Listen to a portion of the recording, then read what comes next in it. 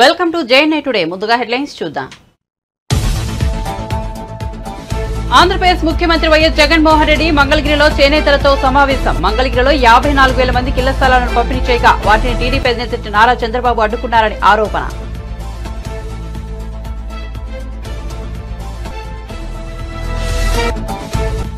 గుంటూరు జిల్లా తాడికొండలో ప్రజాగలం సభ. అమరావతి ముఖ్యాంశంగా చంద్రబాబు ప్రసంగం. అమరావతిని కదిల్చడం జగన్ వల్ల కాదని స్పష్టీకరణ. ఈ ముఖ్యమంత్రి మళ్లీ అమరావతి జోలికి రాగలడా అంటూ సవాల్.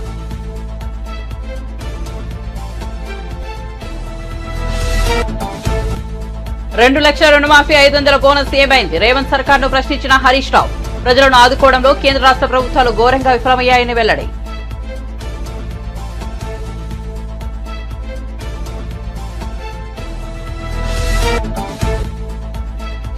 తిరుపతిలో ఇవాళ బీజేపీ నేతలతో పవన్ కళ్యాణ్ సమావేశం. ఎన్నికల్లో కూటమి అనుసరించాల్సిన వ్యూహాలపై చర్చ. తిరుమల క్షేత్రానికి ఉన్న పవిత్రతను వైసీపీ మంటగలిపిందంటూ ఆగ్రహం.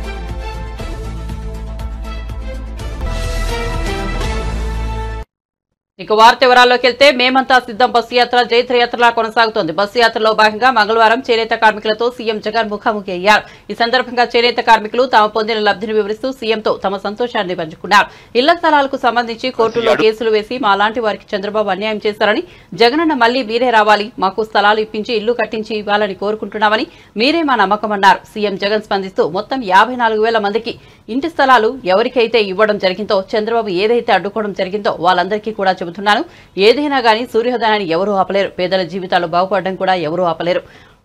మళ్లీ రేపొద్దున మన ప్రభుత్వం వచ్చిన తర్వాత వీరందరికీ కూడా అక్కడే అవే ఇంటి స్థానాలు ఇప్పించే కార్యక్రమం జరుగుతుందని స్పష్టం చేశారు. మీరు బాగుపడాలి అని ఆలోచన చేసిన, చిత్తశుద్ధితో చేసిన ప్రభుత్వం మనది. కాబట్టి రాజకీయంగా కూడా ఇక్కడ చేనేతలు ఎక్కువ ఉంటే మీ బిడ్డ ఏం చేశాడు? ఆర్కేని పిలిచి మాట్లాడి, ఆర్కే ఇది చేనేతలకు ఇవ్వాలి, సహకరించు అని చెప్పి ఆర్కేని పిలిచి మాట్లాడి ఇక్కడ చేనేత నా చెల్లెమ్మని తీసుకొచ్చి సీట్ ఇచ్చా.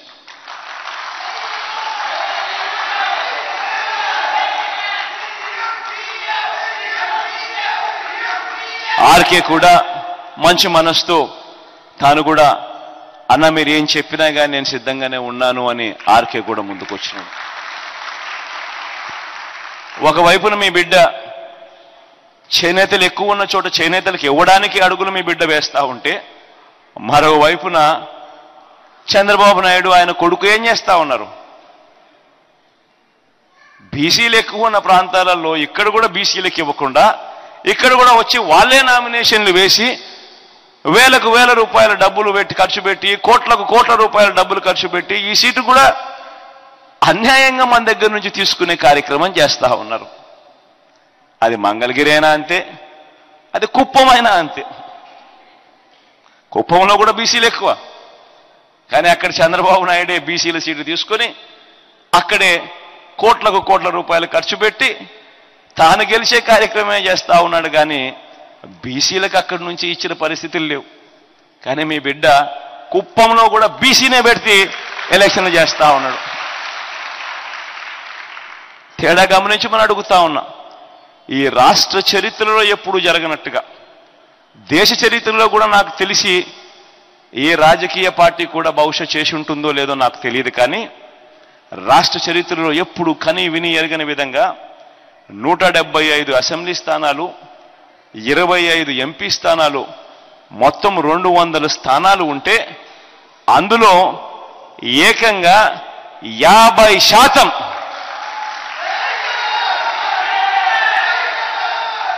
అంటే 100 సీట్లు నా నా నా నా నేను పిలుచుకుంటూ నా ఎస్సీలు, నా ఎస్టీలు, నా బీసీలు, నా మైనారిటీలు అంటూ ఏకంగా వీళ్ళకే ఇచ్చిన చరిత్ర ఈ రాష్ట్ర చరిత్రలోనే లేదు అని కూడా చెప్పడానికి గర్వపడతా ఉన్నా.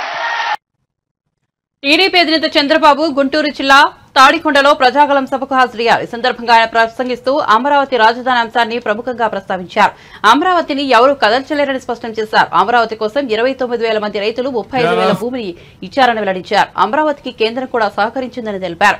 నాడు సైబరాబాద్ నిర్మించి హైదరాబాద్ ను మహానగరంగా మార్చానని, హైదరాబాద్ లో 5,000 ఎకరాలలో అంతర్జాతీయ విమానాశ్రయం నిర్మించామని వివరించారు. ఇవాళ తెలంగాణ రాష్ట్రం తలసరి ఆదాయంలో నెంబర్ 1 గా ఉందంటే ఆనాడు తాము వేసిన పునాదే కారణమని చంద్రబాబు స్పష్టం చేశారు.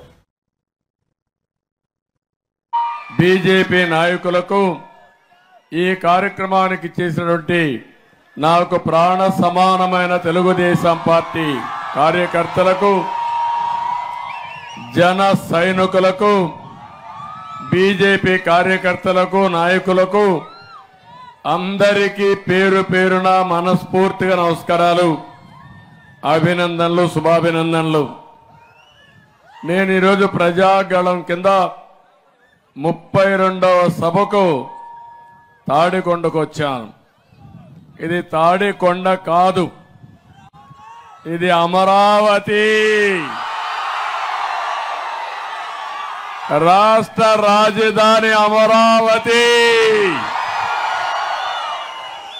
నేను ఈరోజు వచ్చింది అమరావతికి వచ్చాను, రాష్ట్ర రాజధానికి వచ్చాను. రాష్ట్రం నడిబొడ్డు నుంచి మాట్లాడుతున్నా, అధికార కేంద్రం నుంచి మాట్లాడుతున్నా, ఎవ్వడు కూడా అమరావతిని ఒక ఇంటికి కూడా చల్లేయడని చెప్పి తెలియజేస్తున్నా.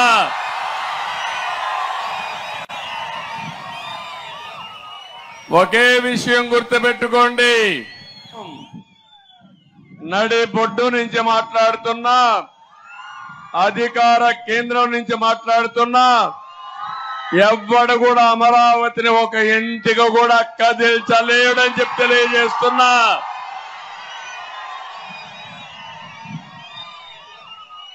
ఒకే విషయం గుర్తుపెట్టుకోండి, 30 రోజులు ఇంకా. ఈరోజు 13వ తారీఖు, మే 13వ తారీఖు.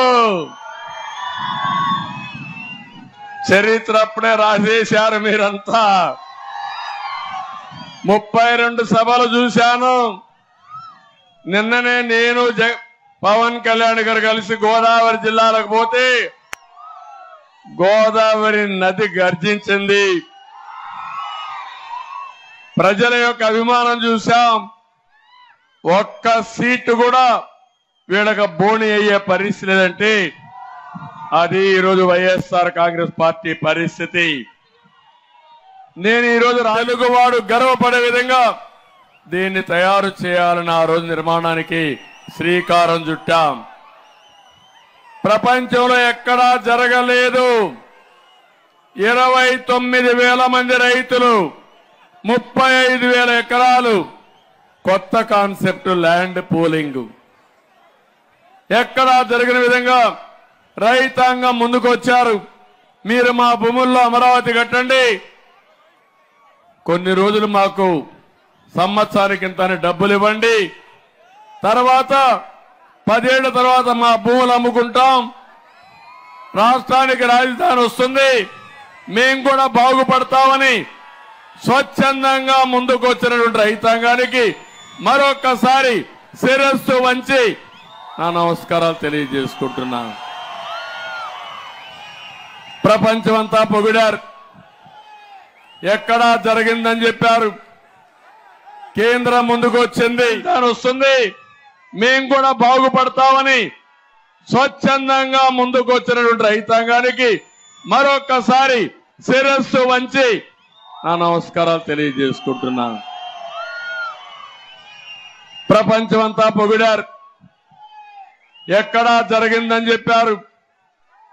కేంద్రం ముందుకు వచ్చింది. క్యాపిటల్ గెయిన్స్ అనే దానిపైన ఎప్పుడన్నా మీరు భూమి అమ్ముకుంటే క్యాపిటల్ గెయిన్స్ లేకుండా పూర్తిగా ఎగ్జామ్షన్ ఇచ్చారు. అన్ని బాగా జరిగాయి.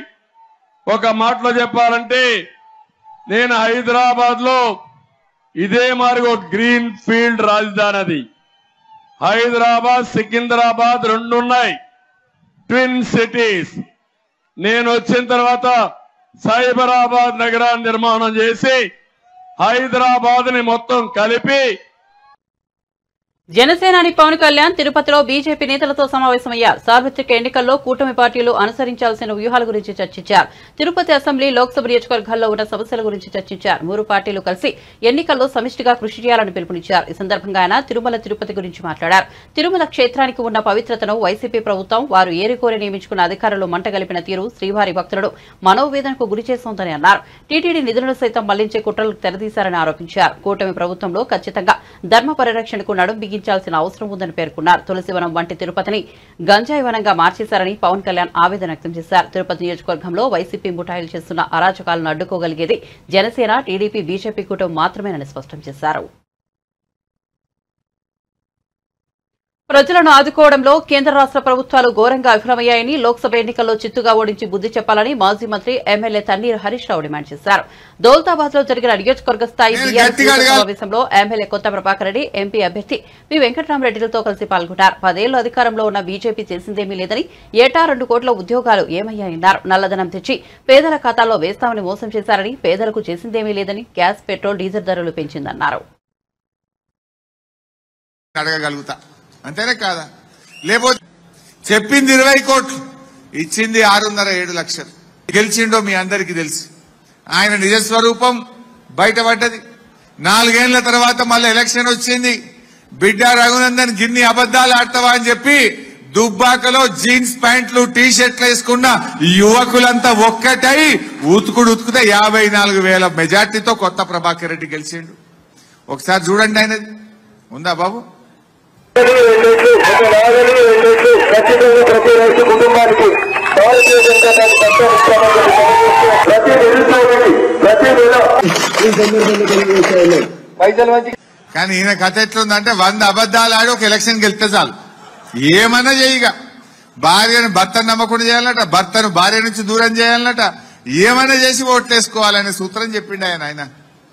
మరి గిసంటే ఆయన మళ్ళా గెలిస్తే ఏమవుతుందో మీకు తెలియదు ఏమి లేదు. అందువల్ల యువకులు, విద్యార్థులు, ముఖ్యంగా దుబ్బాక మా కార్యకర్తలు ఈ ఎన్నికల్లో మనం వెంకటరామరెడ్డి గారిని గెలిపించాలి. మన వెంకటరామరెడ్డి పేర్లనే రాముడు ఉన్నాడు కాదే, ఆయన పేర్లనే రాముడు ఉన్నాడు. రాముడు ఎక్కడనో లేడు, వెంకటరామరెడ్డి పేర్లనే ఉన్నాడు. అందువల్ల ఆయనలోనే రాముడిని చూసుకుందాం. ఇవాళ ఎవరమైనా ఎన్నో కార్యక్రమాలు చేసినాం. దేవుడు అందరివాడు, దేవుడికి పార్టీ ఉండదు, అందరివాడు అవుతాడు భగవంతుడు. అయితే ఈ ఎన్నికల్లో మనకు ఎవరు మేలు చేస్తారో మనం ఆలోచన చేయాలి. ఇవాళ బీజేపీ సంగతి మనకు తెలిసింది. కాంగ్రెస్ వాళ్ళ సంగతి అయితే 4 నెలలకే మనసున పట్టింది. పట్టలే 4 నెలలకే. అప్పుడు ఏం చెప్పిండ్రు? గంభీరమైన ఉపన్యాసాలు ఇచ్చిండ్రు. 100 రోజుల్లో 6 గ్యారంటీలు అమలు చేస్తాం, 13 హామీలు అమలు చేస్తామని నోటరీ డాక్యుమెంట్లు వంచిండ్రు, బాండ్ పేపర్లు వంచిండ్రు, మొదటి అసెంబ్లీలో చట్టబద్ధత తెస్తామన్నారు. ఇంకా నమ్మకపోతే లాస్ట్ కు ఇది రాహుల్ గాంధీ మాట నా జిమ్మెదారు అన్నాడు ఆయన వచ్చి. పాపం ఇవాళ ఆయన పరువు తీసిండు రేవంత్ రెడ్డి. ఈయన చెప్పిండు, ఆయన వలికిండు. ఇవాళ ఏమైందని నేను అడుగుతా ఉన్నా. ఏమైనాయి 6 గ్యారంటీలు? ఇప్పుడు ఎవరైనా అడిగిండ్రు అనుకో, ఏమైనా అప్పుడు 100 రోజుల్లో చేస్తాను ఏమైందంటే, అబ్బా మేము వచ్చి 4 నెలలే అయింది కదా, జరాగురు అని సన్నాయి నొక్కుతురు కొడుకులు. మరి అప్పుడెందుకు చెప్పారు 100 రోజులని? అప్పుడేమో గంభీరమైన ఉపన్యాసాలు చెప్పారు. పాపం ప్రజలు నమ్మిండ్రు. అరే 100 రోజుల్లో వీడేమో ఉద్ధరిస్తాడు అనుకొని నమ్మిండ్రు. కానీ ఇప్పుడు అర్థమైంది ఏంటంటే ఉద్ధరించుడు కాదు, ఉద్ధర మాటలు చెప్పారు కాంగ్రెస్ వాళ్ళని ముచ్చడం అర్థమైతా ఉంది. మోసం చేసిందనే విషయం అర్థమైతా ఉంది. మరి ఇప్పుడు ఎట్లా? 4 నెలలనే మోసం చేసిండ్రు. ఇప్పుడు గిట్ట ఆగమైనమనుకో 4 ఏళ్ల దాకా ఆగమైపోతాం. మళ్ళా దొరకడు 4 ఏళ్ల దాకా కాంగ్రెస్ వాడు. రేపు మేము అసెంబ్లీలో గట్టి కొట్లాడాలంటే ఈ ఎన్నికల్లో ప్రశ్నించే గొంతు వెంకటరామరెడ్డిని, బీఆర్ఎస్ పార్టీని గెలిపించాలి. రేపు నేను అసెంబ్లీలో మాట్లాడాలి. మొన్న మంచిగానే మాట్లాడిందా పోయినసారి? మళ్ళా గట్టిగా అడగాలనా వద్దా? నేను గట్టిగా అడగాలంటే వెంకటరామరెడ్డిని గెలిపిస్తే నేనేమంటా, చూడా రేవంత్ రెడ్డి, నువ్వు ప్రజల్ని మోసం చేసినావు గనుక నీకు సురుకు పెట్టిండ్రు, నిన్ను ఓడగొట్టి టీడీపీ అధినేత నారా చంద్రబాబు సతీమణి నారా భువనేశ్వర్ తలపెట్టిన నిజం గెలవాలి యాత్ర పూర్తయింది. శనివారం తిరువూరు నియోజకవర్గంలో భువనేశ్వర్ పర్యటించారు. ఈ సందర్భంగా అధినేత చంద్రబాబు అరెస్టుతో చనిపోయిన కుంచెం సుబ్బారావు, కాకర్ల విశ్వనాథన్ కుటుంబాలను భువనేశ్వర్ పరామర్శించారు. పార్టీకి అండగా ఉంటుందని ఆయా కుటుంబాలకు భరోసా ఇచ్చారు. తిరువూరులో పర్యటనలో భువనేశ్వర్ నిజం గెలవాలి యాత్ర ముగిసింది. అదే కూడా మాకు గర్వం. ఇవాళ నేను ఇక్కడ నుంచుని ధైర్యంగా మాట్లాడుతున్నాను మీ ముందల అంటే ఆ నమ్మకం అది ఉంది మా కుటుంబం ఆయన మీద. ఆయన ఎప్పుడు తప్పు చేయడండి, ఈ కుటుంబం కూడా ఎప్పుడు ఆయన చెప్పింది జవదాటం. అది చంద్రబాబు నాయుడు గారి కుటుంబం అంటే. అట్లానే చంద్రబాబు నాయుడు గారు ఎప్పుడు అంటారు, నేను ఇక్కడ ఉంటానో రేపు ఉండను, రేపు మీ బిడ్డలు నన్ను చూస్తారో చూడరో నాకు తెలియదు, కానీ నేను చేసిన పని మిగిలిపోతుంది. ఆ పని చూసి చంద్రబాబు నాయుడు గారు చేశారు అనే ఆ మాట మిగిలిపోతుంది. అది నాకు చాలు అని కోరుకున్నారు. అది కూడా ఆయన నమ్మారు. అట్లానే కూడా ఆయన ముందుకెళ్ళారు. ఆయన ఒకటే అంటారు, పోలవరం శాశ్వతం, అమరావతి శాశ్వతం, రాయలసీమకి నీళ్లు తీసుకొచ్చింది శాశ్వతం, పట్టి సీమ శాశ్వతం, కియా మోటార్స్ శాశ్వతం, హైటెక్ సిటీ శాశ్వతం, జినామ్ వ్యాలీ శాశ్వతం, ఫినాన్షియల్ డిస్ట్రిక్ట్ శాశ్వతం, ఓఆర్ఆర్ శాశ్వతం. ఇవన్నీ మిగిలిపోతాయి. రేపు డబ్బు కాదు మనం తీసుకెళ్లేది, మిగిలి పెట్టేది పోయేది మన మంచి పేరు, మనం చేసిన మంచి పనులు శాశ్వతం. అది ప్రజలు మీరు గుర్తుంచుకోవాలి చంద్రబాబు నాయుడు గారి నాయకత్వం అంటే. అట్లానే ఆయన అరెస్ట్ అయినప్పుడు మన ఆంధ్రప్రదేశ్ ప్రజలు కానీ తెలంగాణ మన ప్రజలు కానీ అట్లానే యావత్ ప్రపంచంలో 80 కంట్రీల్లో నుంచి ఏపీలో $1 ట్రిలియన్ ఎకానమీ సృష్టించడమే లక్ష్యంగా పనిచేస్తామని టీడీపీ జాతీయ ప్రధాన కార్యదర్శి నారా లోకేష్ అన్నారు. గుంటూరు జిల్లా తాడేపల్లిలోని సమృద్ధి అపార్ట్మెంట్ వాసులతో ఆయన సమావేశమై మాట్లాడారు. ఎన్డీఏ కూటమి అధికారంలోకి వచ్చాక జిల్లాల వారీగా పరిశ్రమలు ఏర్పాటు చేసేందుకు ప్రణాళిక సిద్ధం చేశామన్నారు. ఈ ప్రభుత్వ అధికారంలోకి వచ్చిన తర్వాత ఒక్క పరిశ్రమ రాలేదు, ఒక్క పెట్టుబడి రాలేదు. పదే అంటున్నాడు బటన్ నొక్కినానని. అప్పులు చేసి బటన్ నొక్కం కాదు, అభివృద్ధి చేసి అభివృద్ధి వనరులు సంక్షేమంలో ఖర్చు పెడతాం తప్పలేదు. కోయంబత్తూరుకి వెళ్ళా నేను అన్నమలై ప్రచారానికి. ఆయన అడుగుతున్నాడు నన్ను, అరే మీరు అదొకటే ఎక్స్పోర్ట్ చేస్తారా అని అడిగాడు ఆయన. ఆంధ్ర గంజే మా తమిళనాడు కూడా మొత్తం వచ్చేసిందని నేను చెప్పెడతాను అని. చూడండి ఎంత అన్యాయంగా తయారైపోయిందో రాష్ట్ర పరిస్థితి. బాబు గారు ఆనాడు నువ్వు ఎక్కడ పోటీ చేస్తావు అంటే నేను ఒకటే చెప్పా, గెలవని నియోజకవర్గం నాకు ఇవ్వండి, అక్కడ పసుపు జెండా ఎగిరేసి బాధ్యత నేను తీసుకుంటా అని చెప్పా. 2019లో నేను ఫెయిల్ అయ్యా, కానీ నేను అధైర్యపడలా. మొదటి రోజు బాధ కలిగింది, రెండో రోజు నుంచి ఆ బాధ ఆవేదన నాలో కసిపెంచింది తల్లి. మంగళగిరి ప్రజలకు సేవ చేయాలని మొదలుపెట్టి ఈరోజు 29 సంక్షేమ అభివృద్ధి కార్యక్రమాలు మంగళగిరి ప్రజలకు నేను చేస్తున్నాను. ప్రతిపక్ష పార్టీ అభ్యర్థిగా నేను ఇక్కడ ఒక బీపీఓ సంస్థ తీసుకొచ్చి 150 మందికి ఉద్యోగాలు కల్పించా. కానీ ఎప్పుడైతే మంగళగిరిలో పోటీ చేశానో మంగళగిరి నా సొంతం చేసుకున్నా, అహర్నిశలు కష్టపడే తల్లి. నా లక్ష్యం ఒకటే, భారతదేశంలో 4000 అసెంబ్లీ స్థానాలు ఉన్నాయి తల్లి. అభివృద్ధి సంక్షేమం ఎక్కడ బాగా జరిగిందంటే దానికి కేర్ ఆఫ్ అడ్రస్ చిరునామా మంగళగిరి చేసే బాధ్యత మీ లోకేష్ తీసుకుంటాడమ్మా. పేదరికం లేని మంగళగిరి చేయాలనేది నా లక్ష్యం. నిధులు తీసుకొచ్చి మంగళగిరి నియోజకవర్గాన్ని అభివృద్ధి చేసే బాధ్యత నేను తీసుకుంటా. మంగళగిరికి ఐటీ కూడా తీసుకొచ్చే బాధ్యత నేను తీసుకుంటానని ఈ సభాముఖంగా మీ అందరికీ నేను తెలుపుకుంటాను. The honourable prime minister talks about 5 trillion. I say Andhra Pradesh should be a $1 trillion economy. And this is something I've been talking since 2017. Look at my speeches since 2017. I've been saying this. And we are committed to it. పులివెందులలో మాజీ మంత్రి వివేక ఘాట్ వద్ద AP Congress అధ్యక్షురాలు YS Sharmila నివాళులర్పించారు. ఆమెతో వివేక కుమార్తె సునీత కూడా ఉన్నారు.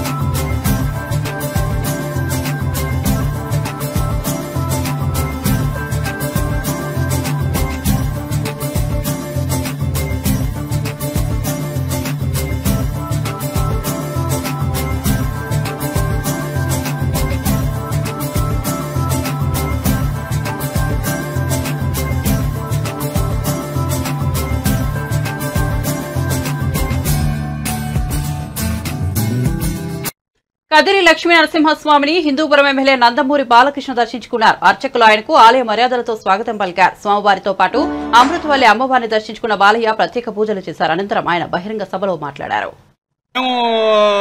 ఇస్తామని చెప్పడం జరిగింది. ఈ యొక్క pre matric post matric scholarship వాళ్ళందరూ కూడా అది అందించడం జరిగింది. వాళ్ళందరూ కూడా అలాగే మన ఇమాంలు మౌజంలకి వాళ్ళకి 5 మౌజంలకి ఇమాంలకి మౌజంలకి వాళ్ళకి 5,000 రూపాయల చొప్పున 3,000 రూపాయల చొప్పున 1,000 కోట్ల రూపాయల నుంచి 1,1,500 కోట్ల రూపాయలు బడ్జెట్ అదనంగా మేము ఇస్తామని చెప్పడం జరిగింది మన మేనిఫెస్టోలో. అలాగే ఈ యొక్క దుల్హన్ ఏదో కానుకుందో దాది 50,000 కాకుండా 1,00,000కి పెంచుతామని చెప్పడం జరిగింది. అలాగే ఈ యొక్క నూర్ భాష ఏదైతే ఫెడరేషన్ ఉందో దాంట్లో ఇప్పుడున్న 50,000 కోట్లు కాకుండా అదనంగా ఇంకో 50 కోట్లు 100 కోట్లు మంజూరు చేస్తామని చెప్పడం జరిగింది. అలాగే ఈ యొక్క ఏదైతే 4% రిజర్వేషన్ ఉందో ఉద్యోగాల్లో అలాగే చదువుల్లో వాటికి చట్టబద్ధత కల్పిస్తామని దానికి ప్రయత్నిస్తామని కూడా పేర్కొనడం జరిగింది. అలాగే షాదీఖానాలు అలాగే ఉర్దూ ఘర్లు వాటికి స్థలాన్ని కేటాయించి అలాగే అక్కడ షాదీఖానాలు గాని మిగతా పాత భవనాలు వాట్ల పునర్నిర్మాణం కార్యక్రమాలు పనులు కూడా చేపడతామని చెప్పడం జరిగింది. అలాగే ఇక్కడ ముందుగా ఈ కదిరి విషయానికి వస్తుంది. అలాగే ఇక్కడ చూస్తే మనం అటు అందరి ద్వారా మీకు సాగునీరు అందిస్తామని ఈ సొంత నియోజకవర్గం పులివంతంలో నాగమ్మ అనే యువత కూడా ఇలాగే ప్రభుత్వ విధానాల్ని ప్రశ్నిస్తే ఆమెని అతి దారుణంగా హత్య చేయడం జరిగింది. అలాగే మన అమరావతి రాజధాని రైతుల భూముల గురించి ప్రశ్నించిన నాయకులందరి మీద కూడా ఎస్సీ ఎస్టీ కేసులు బనాయించడం జరిగింది. ఇలాంటివి వీళ్ళ చేసిన దారుణాలకు లెక్కలేదు, అంతే లేకుండా పోయింది. కాబట్టి మీరంతా ఒకటి గుర్తుపెట్టుకోవాలి, ఈ యొక్క ప్రజాస్వామ్యంలో మీరంతా కూడా ఇక్కడ ఈ ప్రజాస్వామ్య సంరక్షణ బద్ద మేనత్త విమలమ్మ విమర్శకులపై ఏపీపీసీసీ అధ్యక్షులు వైఎస్ షర్మిల ఘాటుగా స్పందించారు. విమలమ్మ కుమారుడికి జగన్ కాంట్రాక్టులు ఇచ్చారని, ఆర్థికంగా బలపడినందునే విమలమ్మ అన్ని మర్చిపోయారని చెప్పారు. జమ్మలమడుగు నియోజకవర్గంలో స్టీల్ ప్లాంట్ నిర్మాణ ప్రాంతాన్ని షర్మిల సందర్శించారు. రాజశేఖర రెడ్డి బతికే ఉంటే స్టీల్ ప్లాంట్లు కల సాకారమయ్యేదన్నారు. ఈరోజు కడప జిల్లా జమ్మలమడుగులో ఉక్కు ఫ్యాక్టరీ స్టీల్ ప్లాంట్ సందర్శించడం జరిగింది.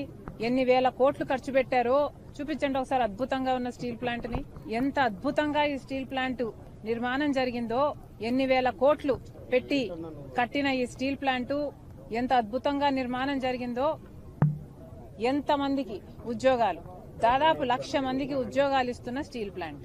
ఇప్పటికీ ఇది నిజం అయ్యుండు రాజశేఖర రెడ్డి గారు బ్రతికే ఉండుంటే. కానీ దురదృష్టవశాత్తు రాజశేఖర రెడ్డి గారు వెళ్లిపోయారు. ఇప్పటికీ కళ్ళు మూసుకుంటే స్టీల్ ప్లాంట్ కనిపిస్తుంది తప్ప కళ్ళు తెరిస్తే మాత్రం శూన్యం. స్టీల్ ప్లాంట్ లేదు, పెట్టుబడి లేదు, ఉద్యోగాలు అంతకంటే లేవు. ఎడారి ప్రాంతం జమ్మలమడుగు ఎడారిగానే మిగిలిపోయింది. ఈ పాపం ఎవరిది అని ప్రశ్నిస్తున్నాం. విభజన సమయంలో కాంగ్రెస్ పార్టీ రీఆర్గనైజేషన్ యాక్ట్ కింద కడప స్టీల్ ఫ్యాక్టరీని చేర్చడం జరిగింది. పోనీ కాంగ్రెస్ పార్టీ అధికారంలోకి వచ్చున్నా ఈ ప్రాజెక్టు పూర్తయిపోయేది. తీరా చూస్తే బీజేపీ పార్టీ ఏమో 10 సంవత్సరాలు ఇస్తాము స్పెషల్ స్టేటస్ అని చెప్పి అది మోసం చేశారు. పోలవరం అని మోసం చేశారు, రాజధాని అని మోసం చేశారు. అటు నార్త్ ఇటు రాయలసీమకు స్పెషల్ ఎకనామిక్ ప్యాకేజ్ అని మోసం చేశారు. ఆఖరికి ఇక్కడ స్టీల్ ఫ్యాక్టరీ కూడా మోసం చేశారు. జగన్మోహన్ రెడ్డి గారు ఇక్కడికి గత 5 సంవత్సరాలలో 2 సార్లు వచ్చారు. ఒకసారి వచ్చారు, శంకుస్థాపన చేశారు, మళ్లీ సంవత్సరాలు గడిచింది, ఒక ఇటుక మీద ఇటుక కూడా పెట్టలేదు. మళ్లీ వచ్చారు, మళ్లీ భూమి పూజ చేశారు, మళ్లీ చూద్దామా అంటే ఏమీ లేదు, శూన్యం. ఇప్పటికీ కూడా ఇది కరువు ప్రాంతంగానే ఉంది. ఒక్క బొట్టు నీళ్లు ఇవ్వలేదు జగన్మోహన్ రెడ్డి గారు, రాజశేఖర రెడ్డి గారు చేసిన పని తప్ప. మరి ఇలాంటి పరిస్థితిలో మరి ప్రజలు ఎలా బతకాలి? దయచేసి ప్రజలందరికీ కూడా చేతులు జోడించి మనవి చేసుకుంటున్నాం. ఇక్కడ స్టీల్ ప్లాంటే కాదు, మనకు రాజధాని అయినా, మనకు పోలవరం అయినా, మనకు స్పెషల్ స్టేటస్ అయినా, ఇలా ఒకటి కాదు రెండు కాదు, ఏ విషయమైనా మన హక్కుల్ని మనం కాపాడుకోవాలి, మన హక్కుల్ని మనం సాధించాలి అంటే బీజేపీ చెయ్యదు అని 10 సంవత్సరాలుగా తేలిపోయింది. ఒక కాంగ్రెస్ పార్టీ అధికారం లేకొస్తే మాత్రమే ఇవన్నీ మళ్ళీ సాధ్యం చేసుకుంటాం. మేము ఆధారాలు లేకుండా మాట్లాడడం లేదు. విమలమ్మ గారు మా మేనత్తే, కానీ మేము చేస్తున్న ఏమైతే మాట్లాడుతున్నామో వివేకానంద రెడ్డి గారి హత్య విషయంలో మేము ఆధారాలు లేకుండా మాట్లాడటం లేదు. ఏమైతే సిబిఐ చెప్తుందో అవే ఆధారాలు ఉన్నాయి అని మేము మాత్రమే ఎత్తి చూపుతున్నాము. ఆధారాలు ఉన్నాయి కాబట్టే మాకు తెలిసింది ఫలాని వాళ్ళు హత్య చేపించారు అని. మాకు తెలిసింది కాబట్టే మేం మాట్లాడుతున్నాము. మళ్లీ అన్యాయం జరగకూడదు, మళ్లీ హంతకులు చట్టసభలకు వెళ్లకూడదు, ఈ హత్య రాజకీయాలు ఆగాలి అని మేమిద్దరం అక్కా చెల్లెలం ఈరోజు కొట్లాడడం జరుగుతుంది. విమలమ్మ గారి కొడుకుకి జగన్మోహన్ రెడ్డి గారు వర్క్స్ ఇవ్వడం జరిగింది, ఆర్థికంగా వాళ్ళు బలపడడం జరిగింది కాబట్టే ఈరోజు విమలమ్మ గారు ఆ విషయాన్ని గుర్తుపెట్టుకున్నారు. కానీ చనిపోయింది సొంత అన్నని వివేకానంద రెడ్డి గారు తనకు ఎంత చేశారో అన్న విషయము విమలమ్మ గారు మర్చిపోయినట్టున్నారు. వయసులో పెద్దబడ్డారు, వయసు వచ్చింది, మర్చిపోవడం సహజమే, మర్చిపోయినట్టున్నారు కాబట్టి ఇలాంటి మాటలు మాట్లాడుతున్నారు. బులెటిన్ ముగించే ముందు హెడ్లైన్స్ మరోసారి చూద్దాం. ఆంధ్రప్రదేశ్ ముఖ్యమంత్రి వైఎస్ జగన్మోహన్ రెడ్డి మంగళగిరిలో చేనేతలతో సమావేశం. మంగళగిరిలో 54,000 మందికి ఇళ్ల స్థలాలు పంపిణీ చేయగా వాటిని టీడీపీ అధినేత నారా చంద్రబాబు అడ్డుకున్నారని ఆరోపణ.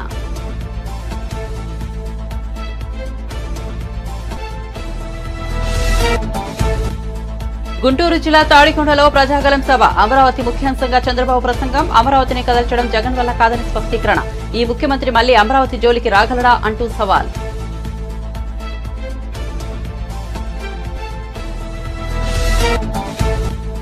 ₹2 లక్షల రుణమాఫీ, 500 బోనస్ ఏమైంది? రేవంత్ సర్కార్ను ప్రశ్నించిన హరీష్ రావు. ప్రజలను ఆదుకోవడంలో కేంద్ర రాష్ట్ర ప్రభుత్వాలు ఘోరంగా విఫలమయ్యాయని వెల్లడి.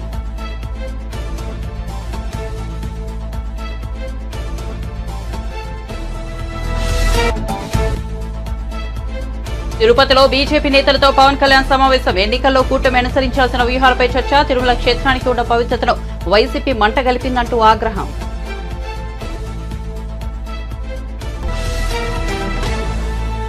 మరిన్ని అప్డేట్స్ కోసం చూస్తూనే ఉండండి జై నైట్ టుడే.